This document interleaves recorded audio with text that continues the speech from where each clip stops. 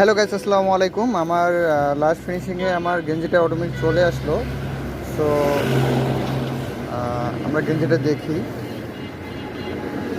Just at look at wow. ভাই একটু দেখান তো ক্যামেরা, দেখেন।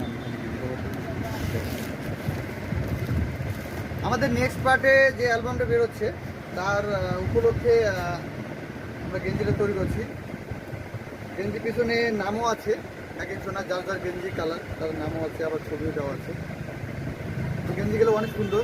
তো সব কিছু আপনাদের ভালোবাসার দোয়ায় ইনশাল্লাহ সামনে এভাবেই আরও ভালো কিছু করার চেষ্টা করব।